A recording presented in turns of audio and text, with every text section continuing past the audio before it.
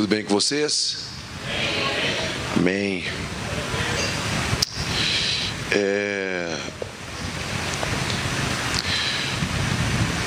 Eu vou compartilhar com vocês uma palavra.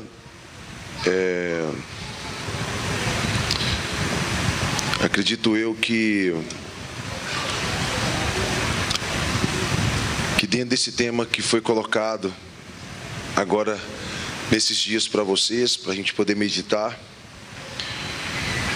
vou tentar ser bem fiel ao tema que foi colocado foi nos proposto. Cadê o banner que estava aqui? Que é o fazer, né? Ele vai revelar, né? Ele vai consolidar a verdadeira sabedoria. Para quem não me conhece, eu sou o Cacá, casado com a Carla, que está ali atrás, pai da Sara, da Ana, do José. E para mim sempre é uma grande alegria estar aqui com vocês, sempre mesmo, sempre que o pastor me chama, eu estou sempre disposto a estar com vocês, contribuindo, e essa noite eu quero contribuir mais um pouquinho daquilo que eu acredito ser importante para a gente poder, a palavra que o pastor falou comigo ali agora, que Deus, ele só dá herança para filhos maduros, e eu acredito nisso. E se tem uma forma da gente acessar a herança que Deus tem para as nossas vidas, é buscando maturidade. E o fazer é uma das melhores formas de você desenvolver a maturidade no seu chamado.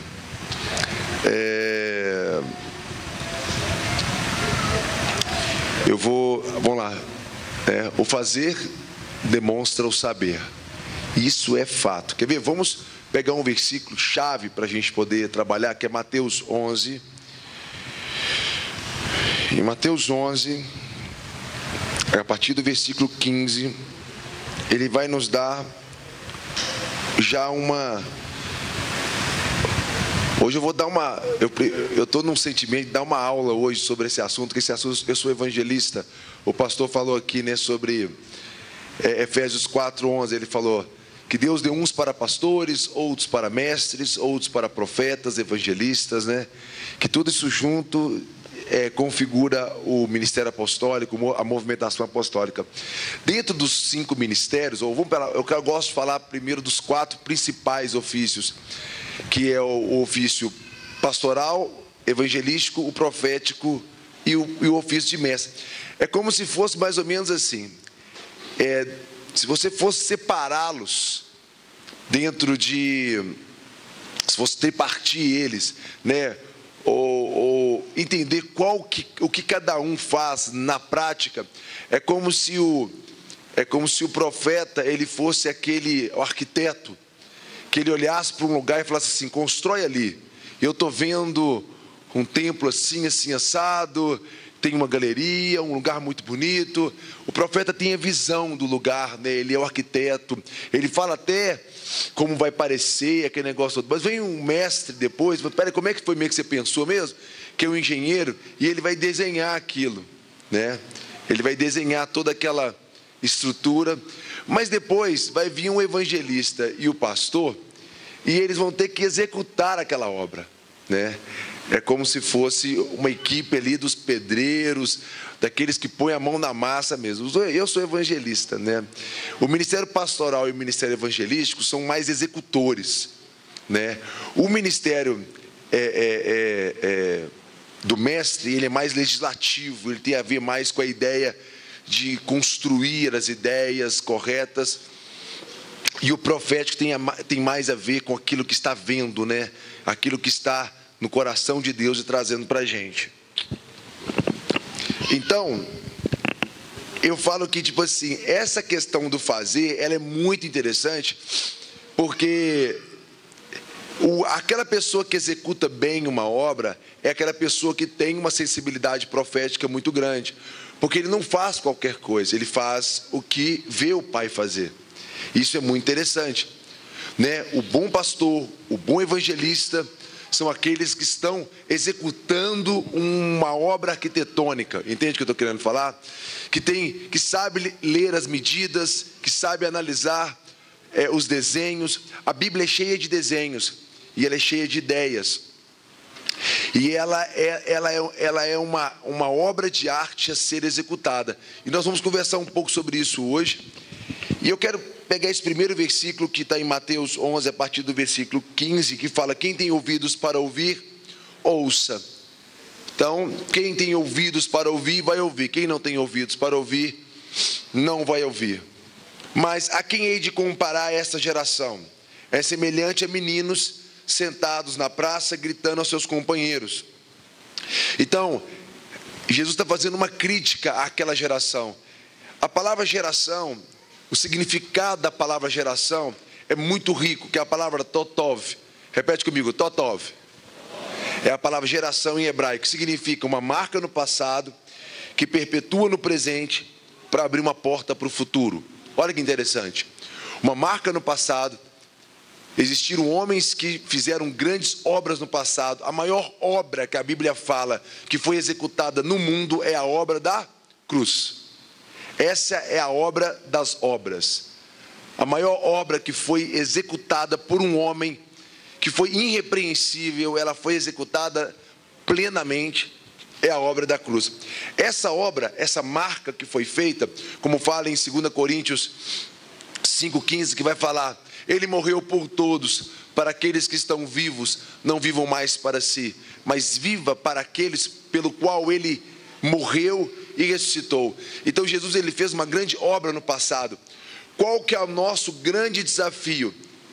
Perpetuar essa obra no presente.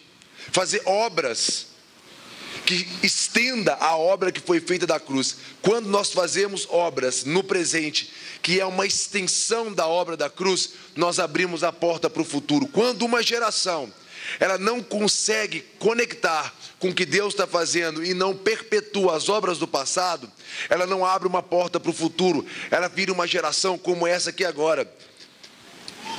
Mas a quem hei de comparar essa geração? Né?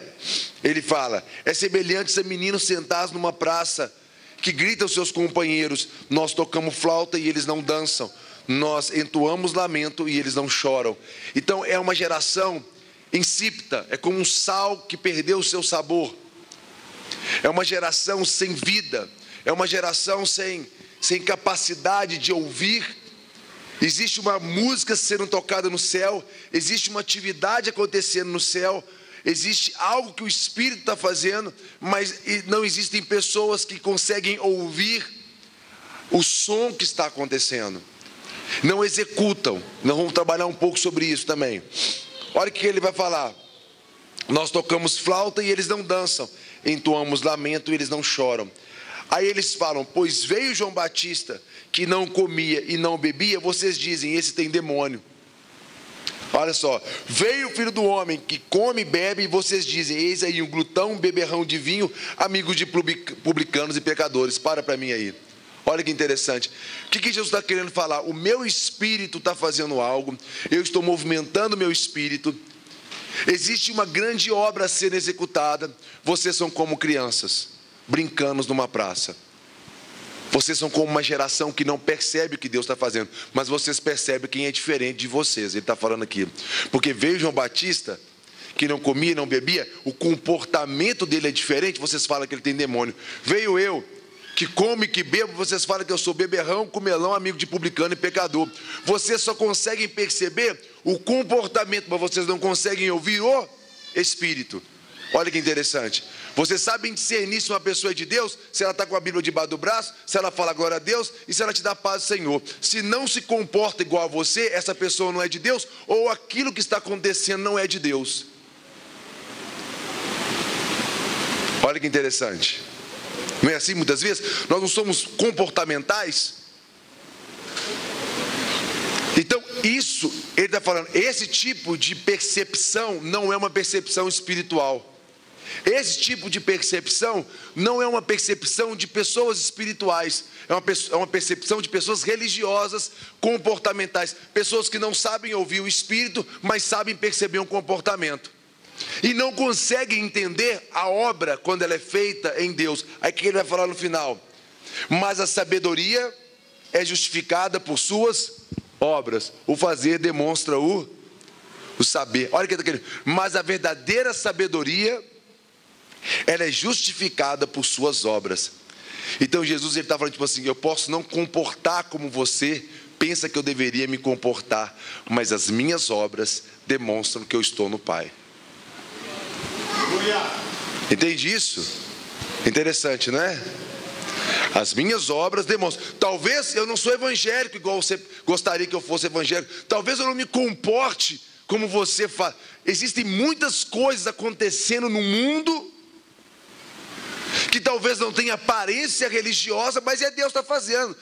E a gente não sabe discernir quando é algo de Deus, quando não é algo. Nós só sabemos perceber e observar se o comportamento está de acordo com o que eu penso ou não. Eu queria dar só essa introdução para vocês, e eu quero trabalhar profundamente essa ideia com vocês. Abre comigo em Gênesis 1.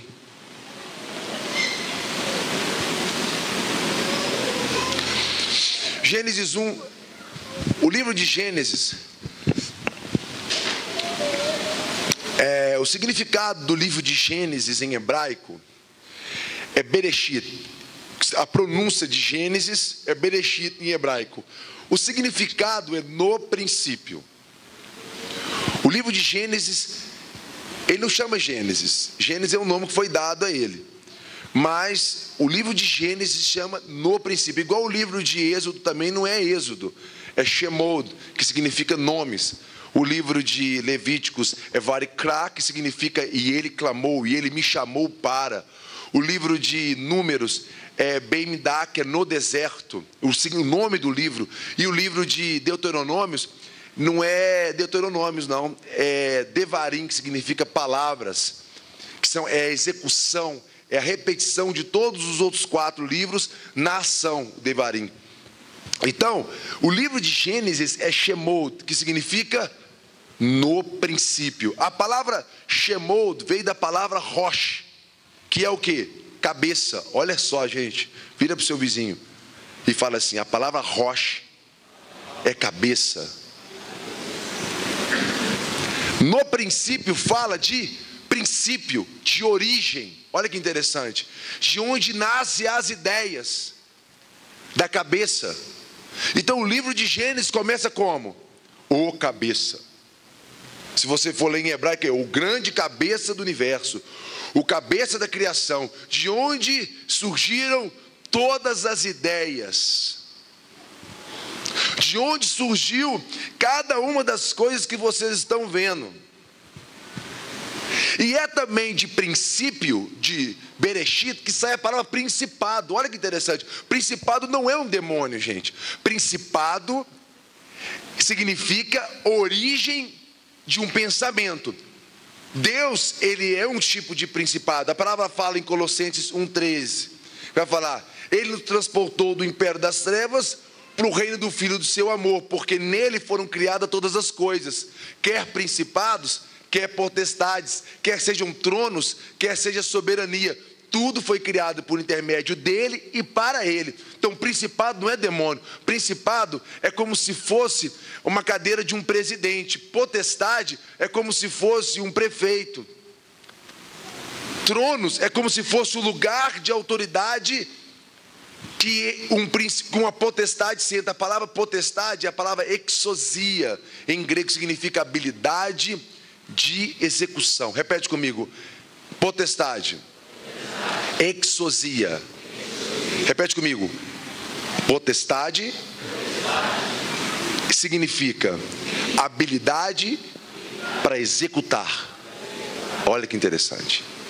Então a potestade é aquela que tem capacidade de executar o quê? O que o principado determina. Então existe principados e potestades. O principado é de onde sai a origem do pensamento. A potestade é quem executa a ideia do principado. Entendeu isso?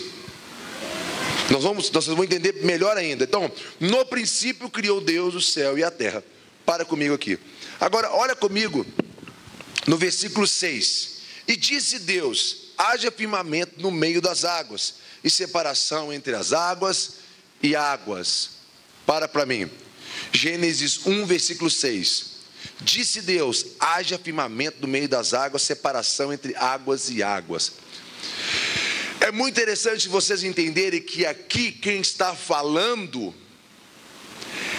é o Deus criador do céu e da terra. Ele disse.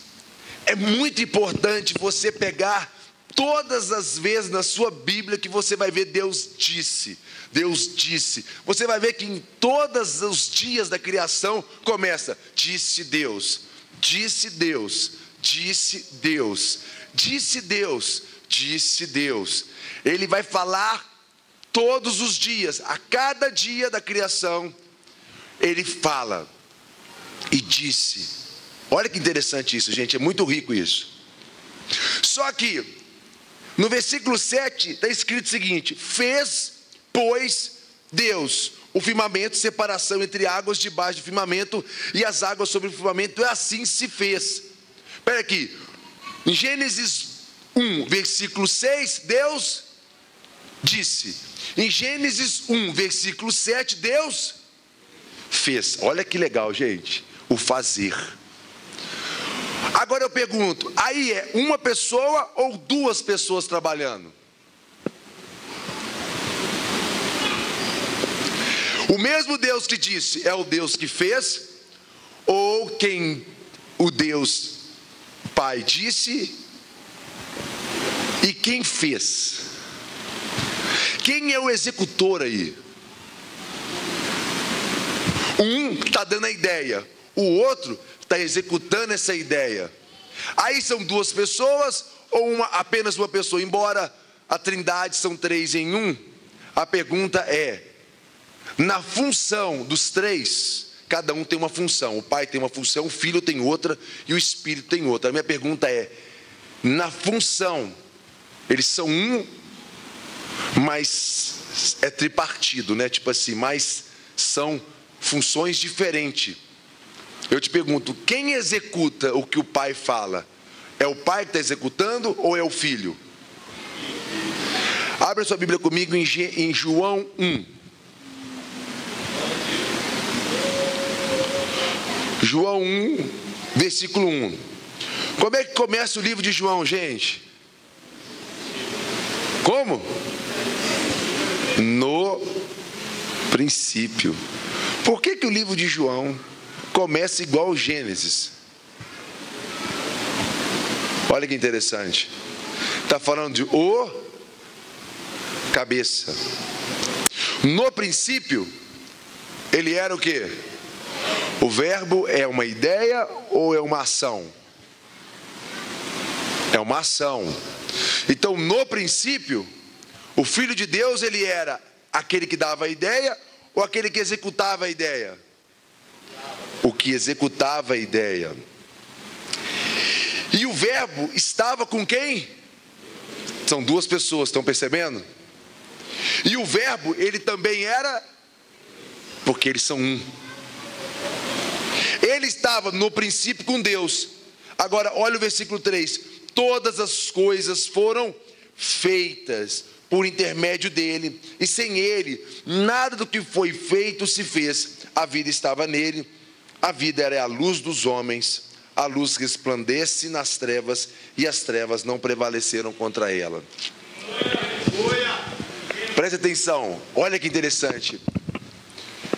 É muito importante a gente entender a função do Filho e a função do Pai, porque muitos de nós não conseguimos entender a nossa função no corpo, porque a gente não entende como eles funcionam. Como é que a gente vai entender como a gente funciona? A melhor forma de você saber como você vai funcionar no reino de Deus é você entender como o reino de Deus funciona. Quando Deus pega Moisés, leva ele no alto da montanha e fala: olha aqui, Moisés, você está vendo como é que funciona aqui o meu tabernáculo? Você está vendo como é que as coisas foram construídas? Agora vá e faça segundo tudo que eu te mostrei no monte. Então é muito importante nós entendermos que a nossa ação, ela tem que estar ligada com a ação do céu. Nós vivemos dentro de uma ideia programática.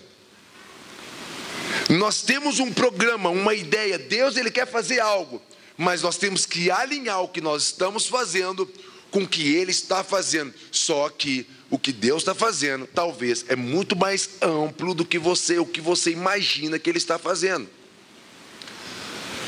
Por isso nós não podemos colocar Deus numa caixinha. Nós não podemos colocar Deus na nossa religião. Nós não podemos colocar Deus no nosso universo. Nós é que temos que entrar no universo dele. É nós que temos que pedir: Pai, abra os nossos olhos, abra os nossos ouvidos, venha assim com ferramentas proféticas, venha com o teu Espírito e explode a minha cabeça. Amplia tudo que eu estou vendo, ouvindo, para que eu possa acessar o lugar onde você está. Como João, em Apocalipse, por exemplo, ele viu, né? Ele viu muitas coisas. É muito importante a gente ver, a gente saber o que Deus está fazendo. Quem está entendendo? Agora no versículo 8. Versículo de Gênesis 1, versículo 8. Volta em Gênesis 1 para mim de novo. Em Gênesis 1, versículo 8 fala: E chamou Deus o firmamento de céus, houve tarde e manhã, e o segundo dia. Depois no versículo 9, disse também Deus. Depois no versículo 14, disse também Deus, né? Versículo 16, fez Deus, pois, grandes luzeiros. Aí ele fazendo de novo. Olha o versículo 19, houve tarde de manhã e o quarto dia. Olha o versículo 20, disse também Deus. Olha como é que um fala, o outro executa e depois se estabelece. Agora para mim aqui. Como é que chama essas três ações? Vamos dar um nome para elas. A palavra adoração, olha só, de onde veio a palavra adorar? A palavra adorar veio da palavra avodar, que significa cultivar. A primeira vez que a palavra adoração aparece na Bíblia, aparece em Gênesis 2,15. Deus colocou o homem no jardim para cultivar e guardar. Aquela palavra cultivar ali é a palavra adorar. É a primeira vez que aparece a palavra avodar na Bíblia, que tem a ver com adoração. Mas adoração é música? É uma coisa interessante, né? Adorar a Deus necessariamente tem a ver com música. Nós vamos entender uma coisa interessante aqui agora. Mas a música, ela pode ser também uma das expressões de adoração? Claro que sim.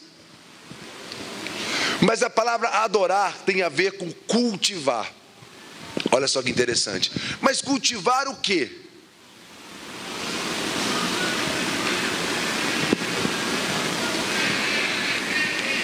A palavra avodar, ela se divide em três partes. Nós vamos pegar Gênesis 1, 6, 7 e 8. Gênesis 1, versículo 6, fala o quê? Disse Deus. O disse Deus fala da ideia, como Deus pensa. Por isso que a Bíblia fala em Romanos 12, quando você for oferecer um culto a Deus, ofereça a Deus um culto o quê? Racional. Legal esse termo, né? O que é uma coisa que... Gente, o que é uma coisa racional? Que está fundamentado na razão. Que está alinhado a uma ideia, concorda comigo? A Deus um culto racional, entregando os vossos corpos como o quê? Um sacrifício vivo. Por quê? Porque se tem uma coisa que funciona com Deus, é você perder e Ele ganhar. Porque Ele tem algo melhor para você.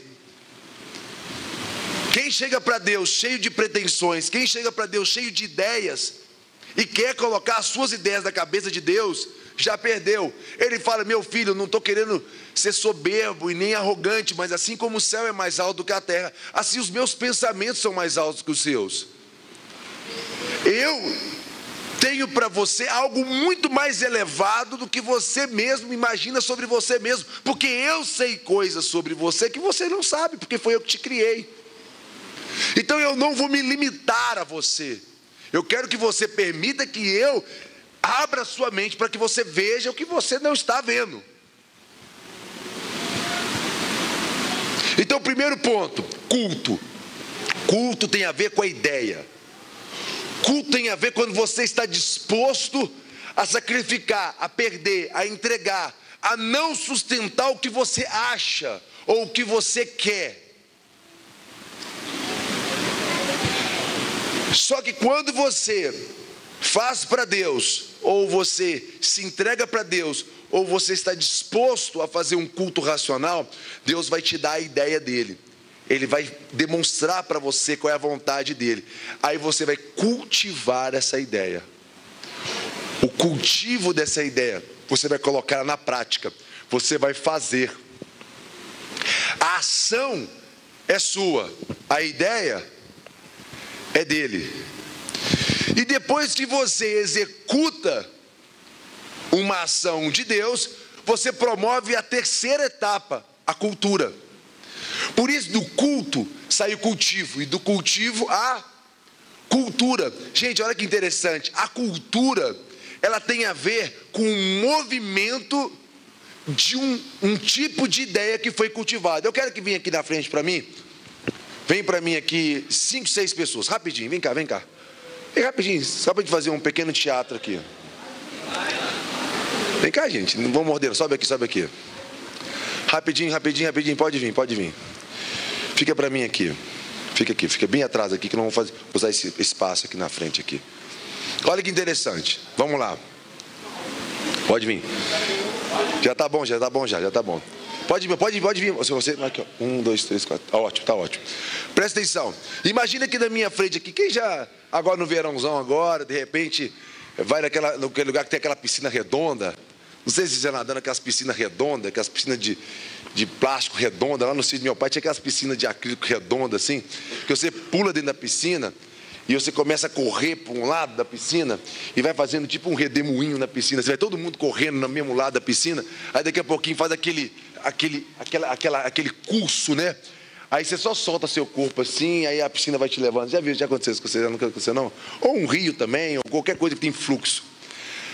Agora imagine uma piscina parada aqui na minha frente. Aqui agora nós temos uma piscina, a água está completamente parada. Só que é o seguinte, eu pulei na piscina aqui agora. Se eu vier para cá, para a minha direita, eu estou praticando um tipo de ideia. Se eu vier para a esquerda, eu estou praticando um outro tipo de ideia. Compreende o que eu estou querendo falar? Então, vamos supor que a ideia para cá é a ideia de Abraão. Sai da sua terra, da sua parentela, vai para a terra que eu te mostrarei. Vamos supor que Deus mandou e eu vim para a direita.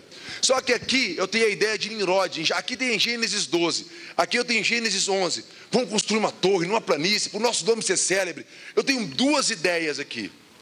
Só que aí eu vou e pulei na água. E essa ideia de Gênesis 11, que é a ideia de Nimrod, ela é menos sacrificante para mim. Ela é uma ideia mais que me beneficia, que me protege, que cuida da minha família melhor. Enfim, essa aqui não, é muito arriscada. Eu saí da terra do meu pai, eu ir para uma terra que... Você está entendendo o que eu estou querendo falar? Só que eu começo a movimentar a água para o lado de cá. E eu começo a andar na piscina. E quando eu absorvi, ou eu venho para cá, ou eu venho para cá, eu tenho que decidir qual ideia eu vou priorizar. Se eu priorizei a ideia de cá, o que eu estou fazendo? Quando eu fizer assim com a água, eu estou cultivando a ideia de ir para a esquerda. E vou mexendo na água, entendeu? À medida que eu vou colocando a força, aí vem uma outra pessoa e vem e me ajuda e começamos a movimentar a água. Então eu estou cultivando a ideia para a esquerda. Aí vem outra pessoa e me ajuda e nós vamos cultivando. Pode fazer um ciclo. E a gente vai passando, aí nasce um filho que entra nessa aqui também. E a gente vai criando um movimento da água. Só que se passando alguns anos, eu cultivando uma ideia nessa direção, você espera só um pouquinho, entra aqui também, ó. O que vai acontecer? Chega um determinado momento, para mim. Chega um determinado momento, o que vai acontecer com essa água aqui? Ela vai ganhar um curso. A ideia de ir para a esquerda, alimentado por várias pessoas que foram cultivando essa ideia, fez com que a água ganhasse o quê? Um curso. Agora anda para mim, vai andando. Vamos supor que nasce uma criança, aqui ó. Quando ela entra aqui, ela precisa fazer força. Ela é levada pelo curso. Isso aqui virou o quê? Cultura. Olha, para mim. Então eu tive uma ideia, eu tive para onde eu aplicaria essa ideia, e agora o cultivo dessa ideia promoveu uma cultura. Só que vem Jesus, vem o Evangelho do Reino, que é uma outra ideia diferente dessa, e eu quero combater essa ideia errada, porque essa ideia é a ideia de Nimrod, de Babel, de Babilônia, da Grécia, da Pérsia, de Roma. É uma ideia de morte, é uma ideia de outros deuses, enfim, é uma ideia completamente fora do que Jesus ele veio trazer. Muitas vezes, pessoal, olha só que interessante isso aqui, como é que nós somos comportamentais. Muitas pessoas, aqui ó, aqui a gente vai para o boteco, vai para o barzinho, aqui a gente vai para a boate, rouba, está envolvido no pecado, adultério e tudo mais. Agora olha que interessante, continua andando para mim aqui, vamos andando. Aí eu vou à igreja, quando eu vou à igreja muitas vezes, aí eu aceito Jesus, para mim, eu vim e aceitei Jesus e eu mudei de lado. Agora eu não vou mais andar olhando para esse lado. Agora eu mudei para o lado de lá. Mas muitas vezes os princípios que regem esse mundo não são os princípios do reino, mas muitas vezes influencia. Por exemplo, talvez o maior pecado aqui entre nós não seja o adultério, não seja a prostituição ou o roubo, mas seja a indiferença, seja a falta de misericórdia, o egoísmo. Entende o que eu estou querendo falar? Seja pensar só em mim, buscar algo só para mim. Se Deus fosse, se o Pai é nosso, por que o pão é só meu? Pai nosso, pão nosso.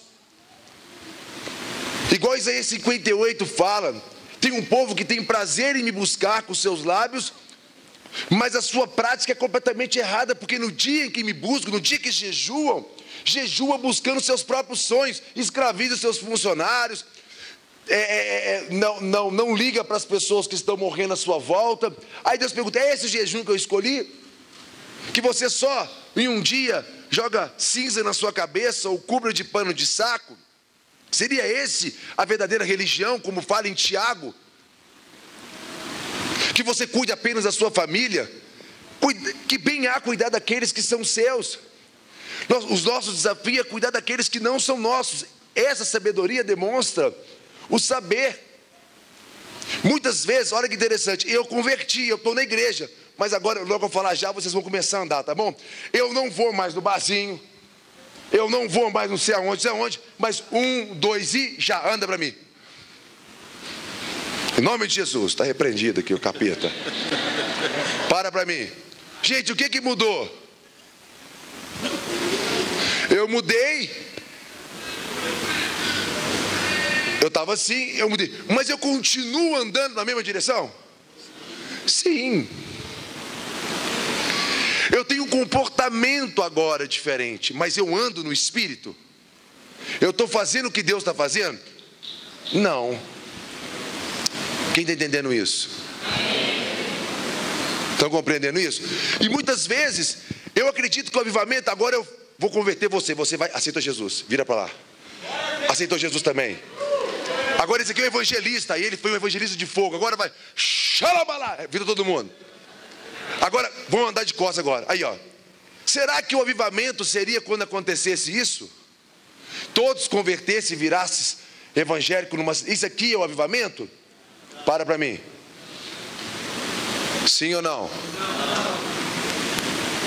O que seria o avivamento?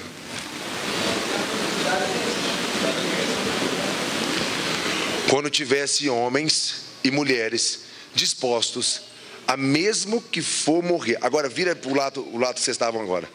Olha o que aconteceu com Jesus, gente. Começa a rodar. Jesus nasce no mundo dessa forma.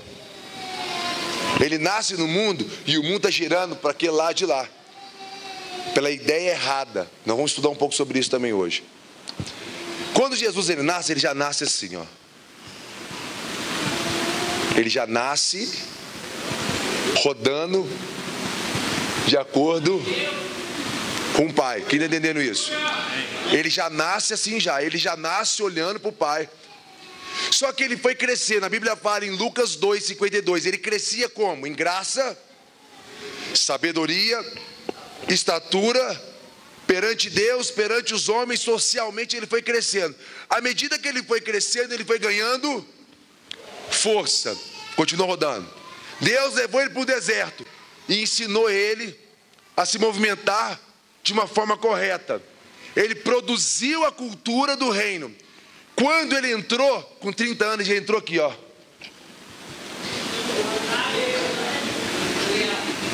Ele já entrou de frente, com poder e autoridade, falando: o reino de Deus é para lá. E o que João Batista, que veio antes dele, falava?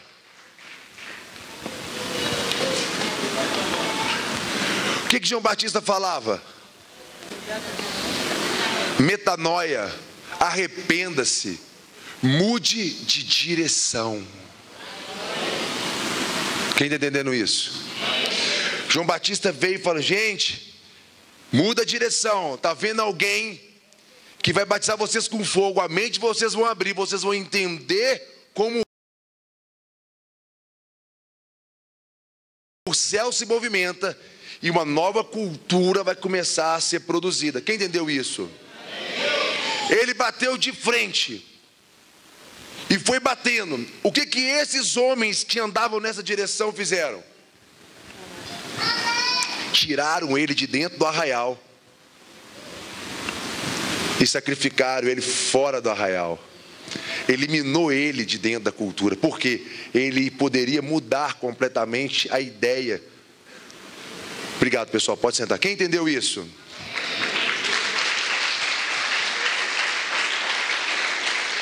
Imagina o tamanho do nosso desafio. Imagina o tamanho do nosso desafio. O nosso desafio não é executar apenas algumas coisas. Não é fazer por fazer. É fazer o que Ele está fazendo. Isso é muito difícil de executar. Então, essa metáfora, esse teatro da piscina, ele é muito interessante. Porque o trabalho do cristão hoje é fazer com que a piscina ela rode,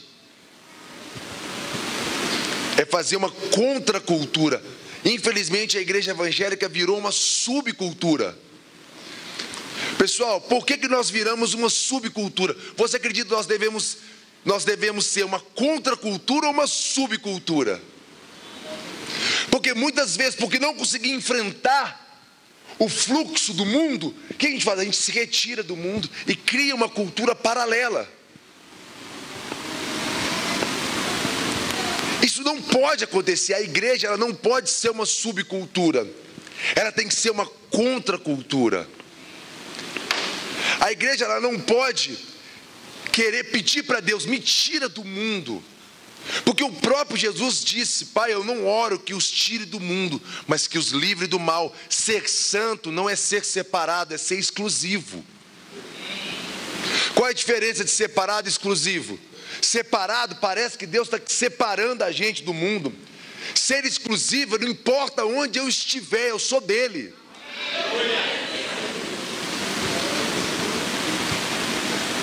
Nós não podemos ser separados.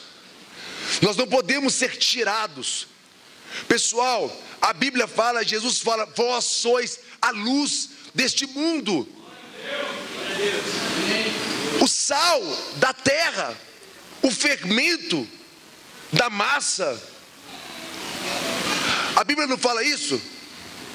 Se você ficar sentadinho onde você está e eu apagar a luz desse templo, vai ficar muito escuro, certo? Aí eu te pergunto: Vamos ficar todos nós aqui no escuro por 1 minuto, calado. Se alguém quiser levantar para ir no banheiro, alguma coisa assim, vai ter dificuldade, certo? Porque não tem luz. Depois nós vamos acender a luz do templo. E você vai ver o ambiente todo e vai ter facilidade de se locomover aqui dentro. A minha pergunta é: o lugar que estava apagado é o mesmo lugar que agora foi iluminado? Sim ou não? A luz te tirou deste lugar ou iluminou o lugar onde você estava? É isso que eu quero que vocês entendam. Jesus, quando Ele chega na sua vida, Ele ilumina onde você está ou Ele te tira de onde você está? Isso muda muita coisa. Quando você vai fazer um churrasquinho na sua casa, você pega aquela carninha bem top, acende a fogueira, a churrasqueira, glória a Deus, o sacrifício perfeito, né? E você pega aquele sal e você joga em cima da sua carne. O sal, ele retira os ingredientes da carne ou ele salga, ele transforma a carne? A mulher fazendo o seu bolo na sua casa, quando ela põe o fermento ele separa a farinha do azeite ou ele faz levedar tudo? Entende? Ele falou que nós seríamos o fermento neste mundo. Ele falou que nós seríamos o sal nesse mundo. Ele não falou que nós seríamos tirados, ele falou que nós iríamos transformar as coisas. Quem está entendendo isso? Por isso que é muito importante a gente saber o que devemos fazer. Eu vi um filme ontem, que eu e minha esposa, nós acabamos de chorar lá em casa, na Netflix ontem. Como é que chama o filme mesmo, amor? O menino que o quê? O menino que inventou o vento, ou que achou o vento, uma coisa assim. Como é que é? É isso aí mesmo. Através da ciência e da tecnologia, o menino mudou a realidade da sua comunidade. Depois assiste esse filme. Se você ouvir falar sobre um homem chamado William Wilberforce, você vai ver que através do que o Espírito de Deus fez nele, ele foi um homem que conseguiu decretar a abolição da escravatura. Se você estudar sobre grandes homens na ciência, na arte, homens que atuaram na política, na educação, na família, você vai ver que Deus usou esses homens não é para tirar as pessoas daquele lugar não, mas para transformar o lugar onde elas estavam. Isso é um paradigma, porque a igreja, ela quer sair daqui. E é muito importante nós entendermos a nossa função aqui. Por isso que o executar, ele é muito importante, porque você vai fazer o que você vê Deus fazendo. Vamos continuar a nossa ideia aqui, pessoal. Olha que interessante. Deixa eu falar mais algumas coisas para vocês e... Pastor, eu tenho mais quantos minutos aí? 15 minutos, vamos lá. Glória a Deus. Abra sua Bíblia comigo em Efésios 2, versículo 10.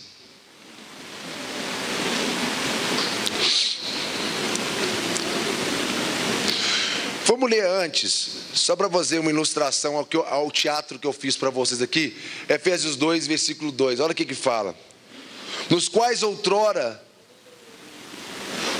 andastes outrora, segundo o que, gente? O curso, a palavra aí é cultura, curso, fluxo do rio, deste mundo.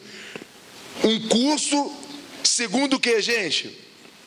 Os principados e as potestades do ar e do Espírito que agora atua sobre os filhos da desobediência. Olha que versículo maravilhoso.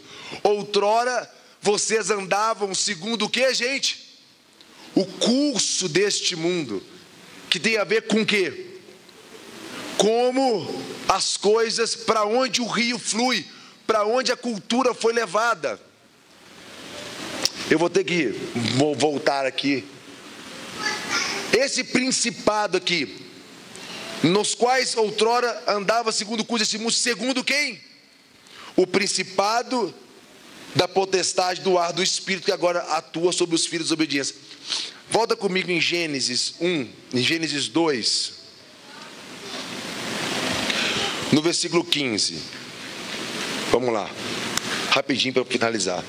Tomou, pois, o Senhor Deus ao homem e o colocou no jardim do Éden para cultivar e guardar. O Senhor Deus lhe deu a seguinte ordem: de toda árvore do jardim você comerá livremente, mas da árvore do conhecimento do bem e do mal não comerás, porque do dia em que dela você comer, certamente morrerá. Gente, olha o versículo 18 para os irmãos aí que estão solteiros, que estão lendo muitas cartas paulinas. Paulo fala assim: aquele que está solteiro, continue solteiro. Mas disse Deus, não é bom que o homem fique sozinho, viu, gente? Eu prefiro a ideia de Deus do que a de Paulo, tá? Não sei o que você acha isso não, mas eu prefiro a de Deus, tá? Que Paulo estava frustrado, o problema é dele. Disse Deus, não é bom que o homem fique sozinho. Vamos lá. Olha só para mim, Gênesis 3, versículo 1. Gente, eu quero que vocês parem e pensem agora profundamente nesse texto. É um texto chave. Mas a serpente, a mais sagaz de todos os animais selváticos que o Senhor Deus tinha feito, o que ela fez, gente? O que ela fez? Ela disse também. E o que ela disse?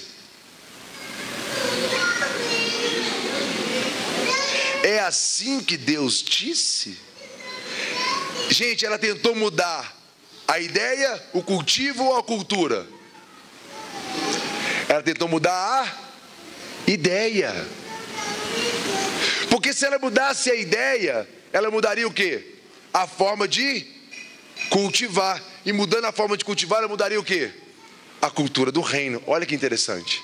Entenderam isso aí?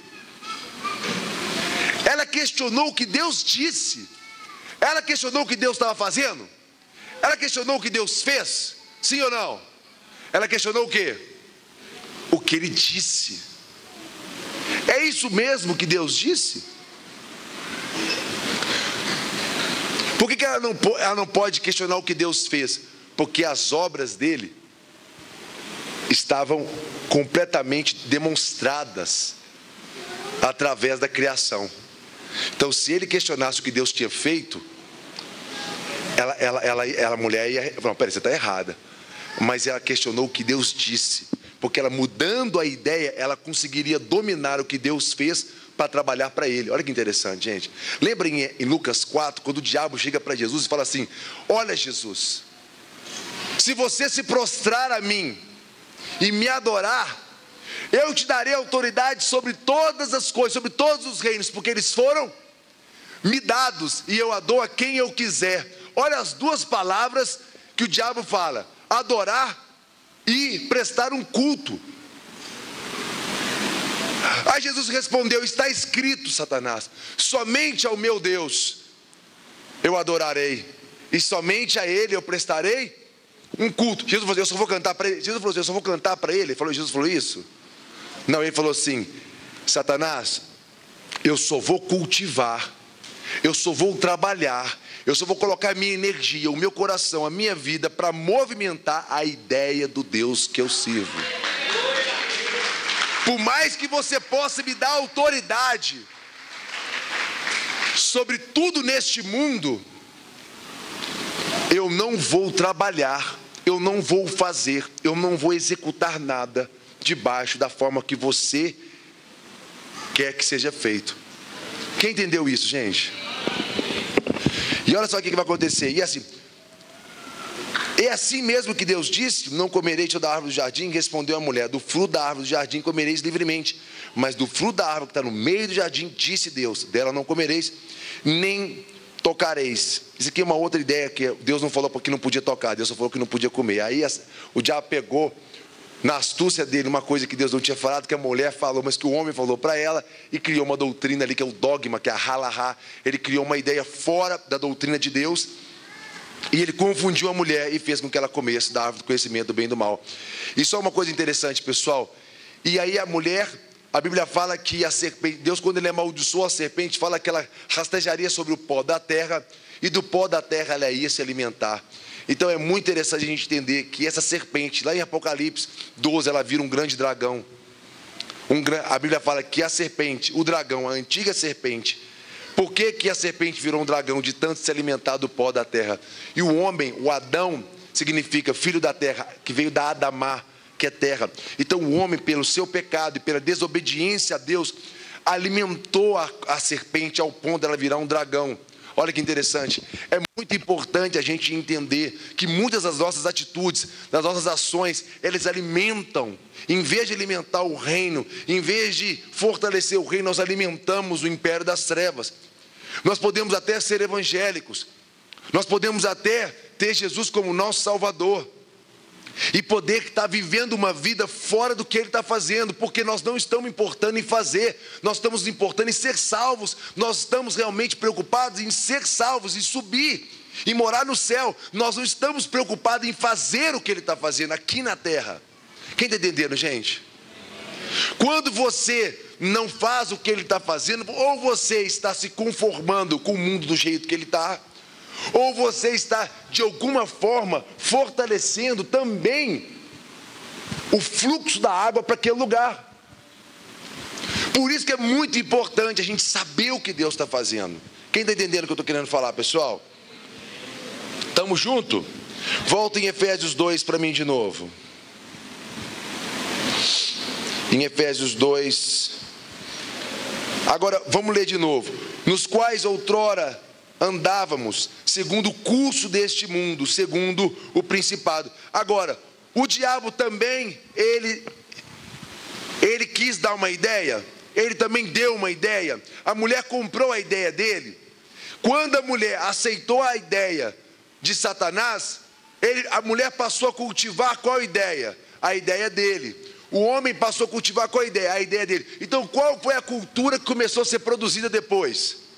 A cultura do diabo, não mais a cultura de Deus. Deus tira ele de dentro do jardim do Éden e fala: se vocês vão cultivar uma ideia suas, então é do suor do rosto vocês vão comer. Vocês não vão comer mais da minha graça, da minha misericórdia. Eu não vou mais fazer com que a terra produza para vocês. Agora, já que vocês querem produzir uma cultura suas, se vocês querem ser Deus também, então vocês produzam para vocês mesmos o que vocês precisam. Olha que interessante. Do suor do rosto você vai comer. Porque agora eu amaldiçoei a terra por causa de você, homem, e dela agora você vai tirar o seu sustento. Você vai ter que cultivar agora a sua ideia. Quem está entendendo isso, gente? Olha que interessante. E a partir dali começou a se produzir culturas diferenciadas, que foram culturas cada vez mais perversas. E uma cultura que foi a linhagem de Sete, que foi a linhagem que trouxe a glória de Deus, que trouxe o Filho de Deus. Só para finalizar, pessoal, Efésios 2, versículo 10 diz assim: Pois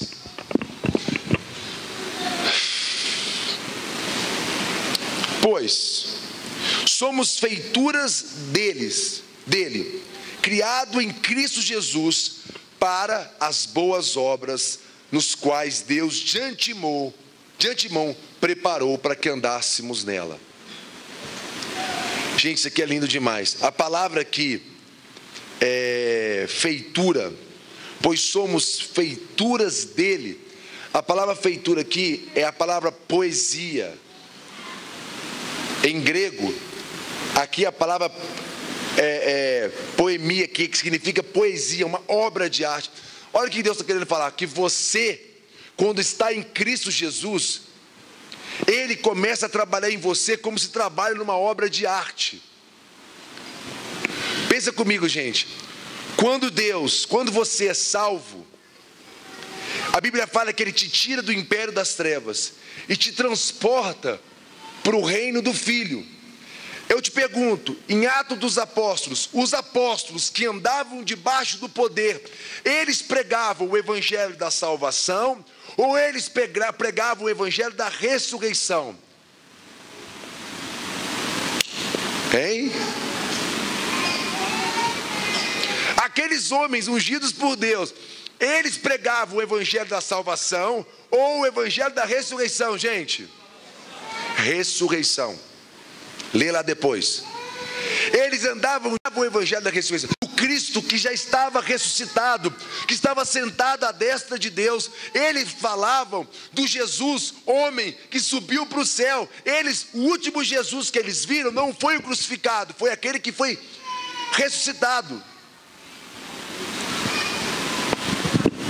E eles pregavam a partir da destra desse Jesus. Entende uma coisa, gente? Existe a cruz. A cruz, ela te salva, mas a salvação, ela te transporta. E ele te faz, olha o que o texto vai falar aqui de Efésios. Entre os quais também todos nós andávamos outrora, segundo as inclinações da nossa carne, fazendo a vontade da carne e dos pensamentos. E éramos, por natureza, filhos da ira, como também os demais. Mas Deus, sendo rico em misericórdia, por causa do seu grande amor que nos amou, e estando nós mortos nos nossos delitos, nos deu vida juntamente com Cristo.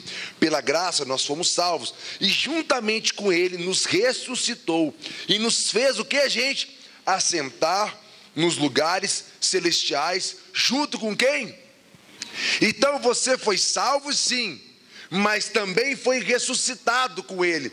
Então aqueles que de fato foram salvos, e não apenas receberam o benefício da cruz, mas morreram com Cristo na cruz também, esses também que morreram para os seus desejos, suas vontades, seus pensamentos, esses ressuscitaram com Ele, e estão assentados aonde Ele está. Gente, olha que interessante, aonde que Jesus está agora? Ele está nas regiões celestiais. O que Ele está fazendo? Intercedendo sobre a terra. Presta atenção, o que Jesus está fazendo agora? A Bíblia fala que Ele é o nosso cabeça, e a igreja é o seu corpo. Se Ele é o cabeça, Ele é o nosso principado, e nós somos o quê? A potestade. A igreja é a grande potestade. É nela que Deus distribuiu dons e habilidades para executar a vontade dEle. Olha que interessante. Olha que interessante. E Ele é o nosso cabeça. Agora, como que você vai fazer o que Ele está fazendo? Se você assentar junto com Ele. Se você ficar aqui na cruz, oh Jesus, me salva, eu quero ser salvo, eu quero morar no céu. Você vai ficar recebendo benefício. Mas se você fala, eu quero ser crucificado com você, eu quero morrer por amor a você, eu quero abrir mão da minha vida, eu quero sacrificar os meus sonhos, os meus pensamentos, eu quero morrer com você. Se você morrer com Ele, não apenas for salvo por Ele, você é transportado para as regiões celestiais. Quando isso acontece, você se torna na mão dEle uma obra de arte. Ele começa a trabalhar em você. Olha só, em Efésios 2, versículo 10. Pois somos feituras, uma obra de arte na mão dEle, criados em Cristo.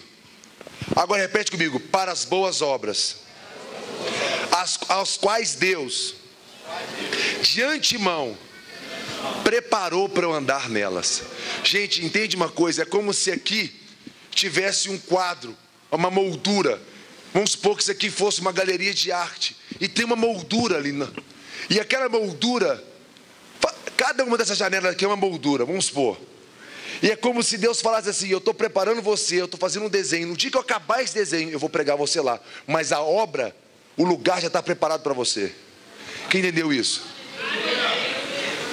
Quando você se permite vir para a mão daquele que te criou, e você deixa Ele trabalhar em você, Ele está te preparando para você executar a obra que Ele preparou para você. Então não é qualquer obra, é a obra que Ele preparou para... Vira para o seu vizinho: você sabia que existe uma obra específica que Deus preparou para você? Existe uma obra específica. Gente, essa obra é tão específica que está ligada ao seu nome. O seu nome espiritual. Lembra quando João Batista o pai Zacarias foi dar um nome para o filho? Ele vai chamar Zacarias, vai chamar o meu nome. O anjo pegou e calou a boca dele: vai chamar Zacarias não, o nome dele é João. Existe o nome que seu pai deu para você, existe o nome que Deus escreveu no livro da vida. O nome que está escrito no livro da vida sobre você não é o nome que seu pai deu para você, é o nome que Ele te deu. Esse nome está ligado a uma função. Olha só que interessante, só para vocês entenderem: os 12 apóstolos, cada um tinha um nome, certo? A Bíblia fala que a Nova Jerusalém, que está descendo do alto, ela tem 12 fundamentos. Imagina uma cidade enorme. Ela vai descer, gente, está lá em Apocalipse 22, depois ele lê lá, 21 e 22. A Nova Jerusalém vai descer, a Bíblia fala que ela vai descer como uma noiva ornamentada. Ela é a noiva do Cordeiro. Ela vai estar vestida de quê, gente? De linho fino. O que são o linho fino na Bíblia? Os atos, repete comigo, linho fino. O que veste a noiva são os atos de justiça dos santos. Quando os santos praticam atos corretos, ele está vestindo a noiva. Olha que interessante, gente. Agora, olha que coisa linda. Essa noiva, ela é uma cidade. E ela tem 12 fundamentos. Cada fundamento tem um nome de um apóstolo.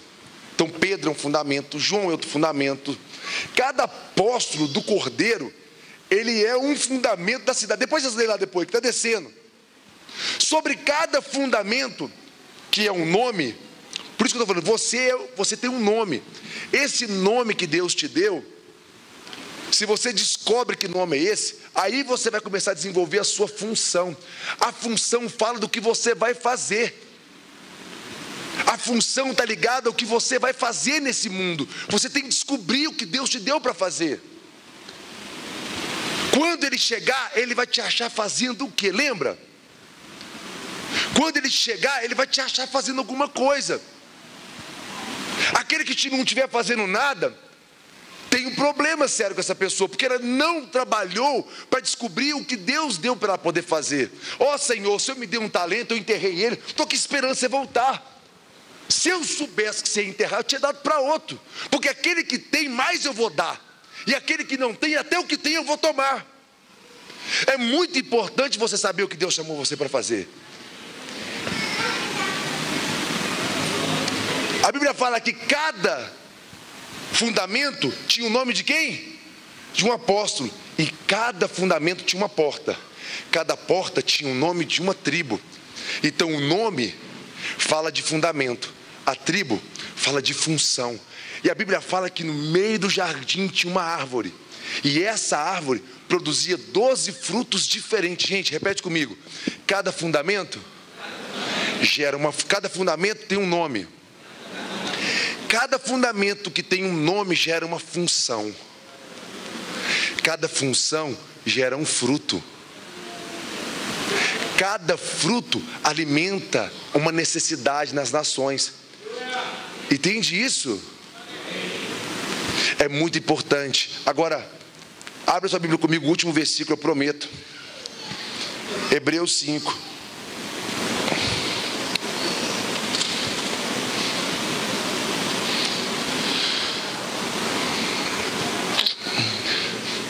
Hebreus 5, a partir do versículo, eu vou ler o 8, depois eu vou ler o 11. Embora Jesus sendo filho de Deus, repete comigo, embora Jesus sendo filho de Deus,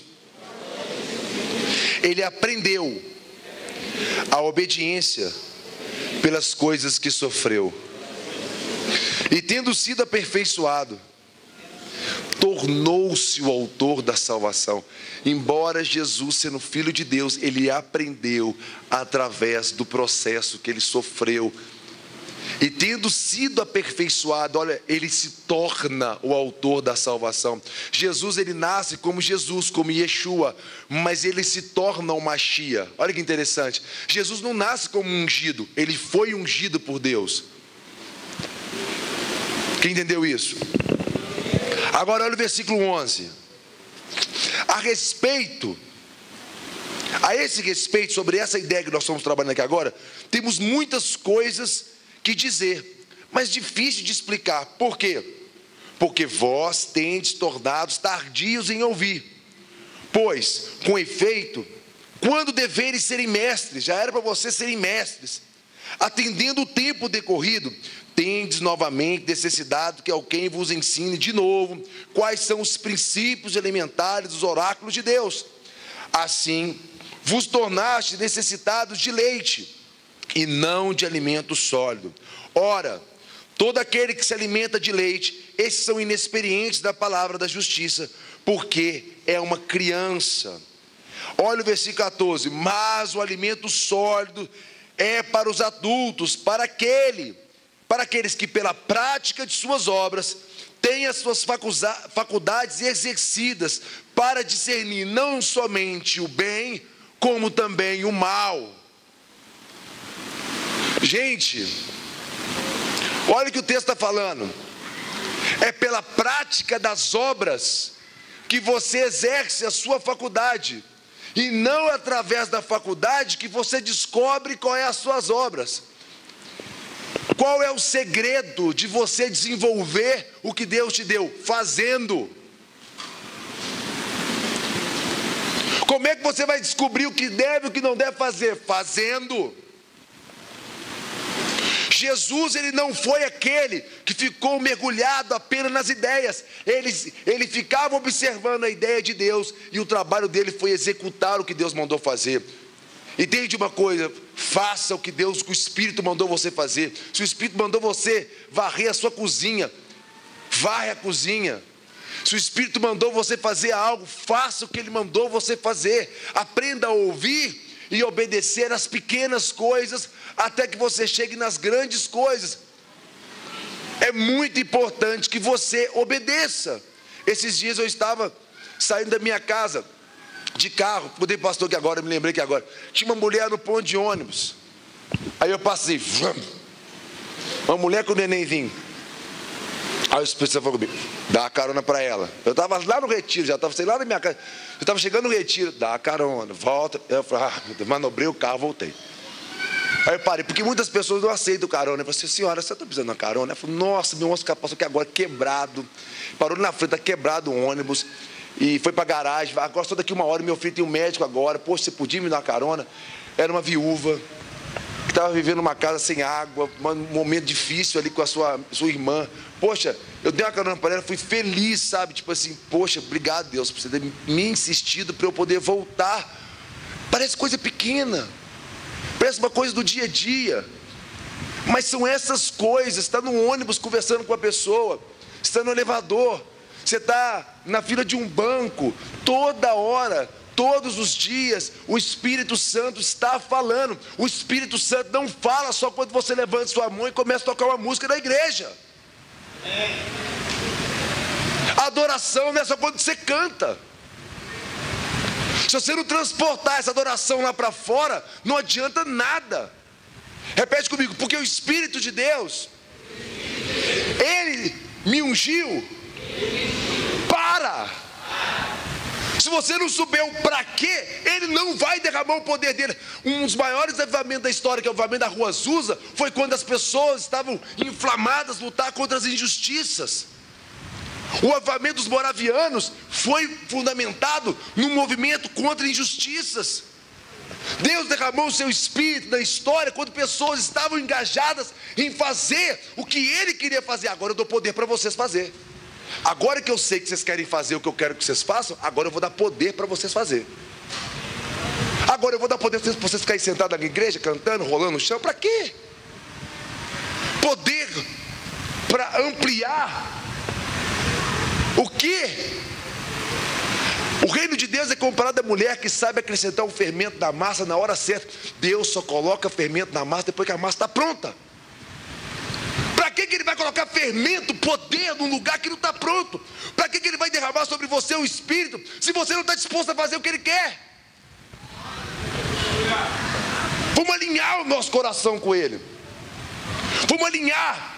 Vamos começar a entregar os nossos sonhos. Deus, eu quero mudar esse bairro, eu quero participar da mudança dessa região toda. Eu estou colocando à sua disposição. Lutar contra a injustiça, contra o tráfico de drogas, lutar contra as pessoas que estão morrendo de fome, sobre crianças sendo abusadas. Deus, eu quero me colocar à sua disposição. Aí você vai ver avivamento. Aí você vai ver ele e vai dizer: para você eu banco o poder.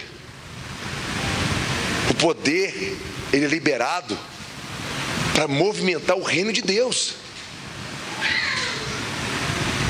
Quem entendeu isso? Estão compreendendo isso? Vocês querem poder, vocês querem ver Deus batizando vocês. Se coloque à disposição dele. Fala: faça a sua vontade. Põe a mão no arado e não olhe para trás. Esteja disposto, ainda que você venha perder dinheiro, reputação, porque muitas vezes, para fazer a vontade de Deus, a gente perde até a nossa reputação. Se você estiver disposto a pegar a sua cruz e seguir Ele, Ele vai te ensinar, Ele vai revelar o seu nome. Ele vai te mostrar a sua função. E Ele vai te dar poder para ampliar tudo o que Ele te ensinou. Quem estiver disposto a fazer. E quem fizer, esse será comparado a uma lâmpada acesa no alto de uma cidade. Aquele que executar a obra de Deus com zelo e fizer o que Deus está fazendo, esse vai iluminar a sua cidade. E o nome de Deus será glorificado através das suas obras. Vamos ficar de pé. Pastor, não sei se dá tempo da gente... Não. Dá tempo de cantar uma música, não. Melhor não, está muito tarde. Melhor não. Vai ou não vai?